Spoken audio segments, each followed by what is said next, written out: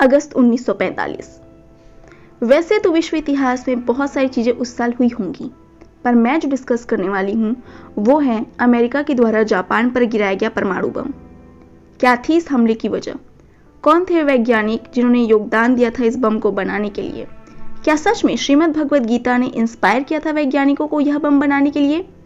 यह सब जानने की कोशिश करेंगे आज के वीडियो पे। सबसे पहले जानने की कोशिश करते हैं कि क्या थी इन हमलों की वजह। द्वितीय विश्व युद्ध के दौरान जापान का पलड़ा काफी भारी हो रहा था। क्योंकि जापान बहुत सालों से युद्ध के क्षेत्र में था, इसलिए वो काफी अच्छा प्रदर्शन कर रहा था।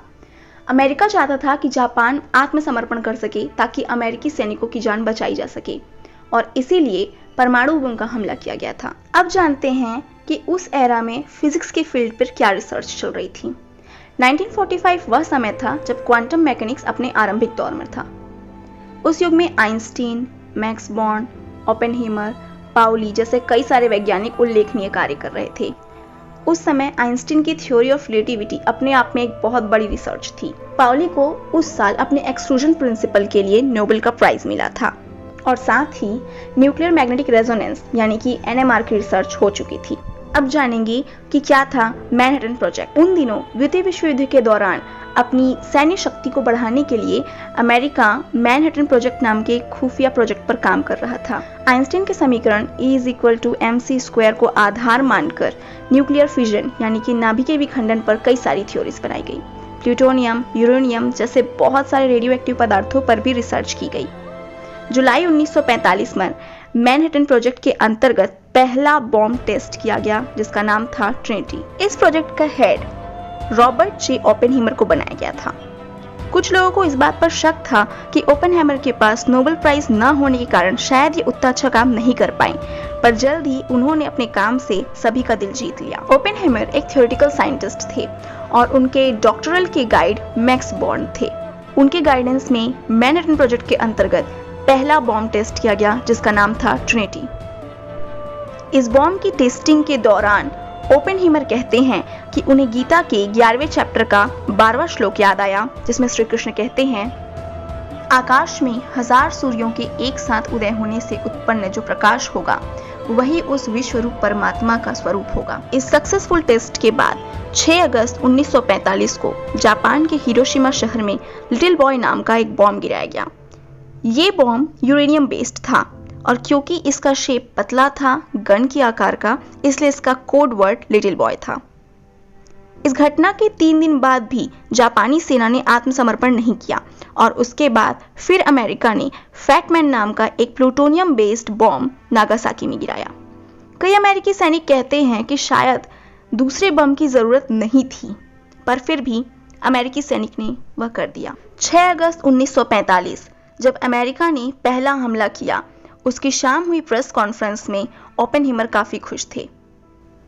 प्रत्यक्षदर्शियों का कहना है कि वो उसी प्रकार से हाथ उठाकर लोगों का अभिनंदन कर रहे थे जैसे कोई बॉक्सर रिंग में जीतने के बाद करता है। पर साथ ही लोगों का यह भी कहना था कि जापान में मरे लोगों से पहले शायद ओपेनहीमर की आत्मा मर गई थी। पर दूसरी तरफ जापान में सब कुछ बर्बाद हो चुका था। वहां की बिल्डिंग्स, घर, अपने सभी लोग। आप खुद सोचिए, अगर किसी जगह का तापमान अचानक 4000 डिग्री सेल्सियस हो जाए तो क्या होगा। कुछ लोग तुरंत जलकर खाक हो गए, जिनकी परछाई आज भी पत्थरों पर देखने को मिलती है। कुछ लोगों की स्किन जलकर टपक रही थी, कुछ की हड्डियां जल गई थी, और कुछ शायद मरने के लिए तड़प रहे थे। कई दिनों तक शहर जलता रहा, और उसके बाद जापान ने अपनी हार स्वीकार ली। इस घटना ने पूरे विश्व को झकझोर कर रख दिया। अल्बर्ट आइंस्टाइन ने वैसे तो सीधे रूप से कोई भी योगदान परमाणु बम को बनाने के लिए नहीं दिया गया था, पर क्योंकि उनकी थ्योरी E=mc², जिसे हम मास एनर्जी इक्विवेलेंस लॉ कहते हैं, उसका इस्तेमाल जरूर हुआ था।